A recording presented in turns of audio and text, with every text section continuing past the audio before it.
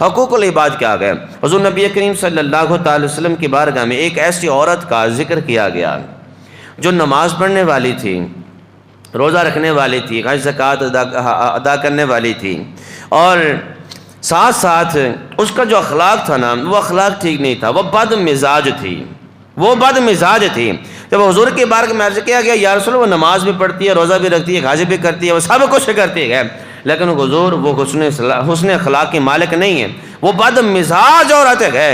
تو حضور نبی کریم صلی اللہ تعالی علیہ وسلم نے ارشاد فرمایا کہ وہ جہنمی عورت ہے، وہ عورت جہنمی عورت ہے۔ ایک دوسری عورت کا ذکر کیا گیا، یا رسول اللہ صلی اللہ علیہ وسلم، ایک ایسی عورت بھی ہے جو نماز روزہ ادا کرتی تو ہے، لیکن اتنی پابندی نہیں جتنی وہ عورت کرتی تھی، سب کچھ کرتی ہے، حقوق اللہ کا لحاظ رکھتی ہے، لیکن یا رسول اللہ وہ حقوق العباد کا بہت زیادہ لحاظ رکھتی ہے، حقوق العباد میں بڑی سخت ہے، اس نے اخلاق کے بڑی مالک ہے۔ حضور نبی کریم صلی اللہ تعالی علیہ وسلم نے ارشاد فرمایا وہ جنتی عورت ہے، وہ جنتی عورت ہے۔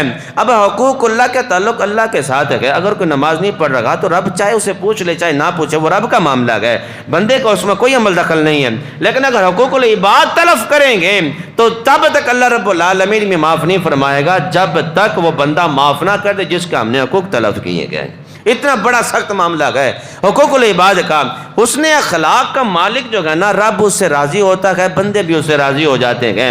بالآخر ہوتا کیا ہے، قبر میں بھی حضور راضی ہو جاتے ہیں، حشر کے دہاڑے پھر حضور کی شفاعت بھی مل جاتی ہے، رب بھی راضی ہو جاتا ہے۔ اتنا بڑا معاملہ ہے، اتنا بڑا اجر ہے حسن اخلاق کا۔ حسن اخلاق کا اتنا بڑا معاملہ ہے، حسن اخلاق بہت ضروری ہے۔ حسن اخلاق ایسی چیز ہے جو بندے کو جنت میں لے جاتی ہے۔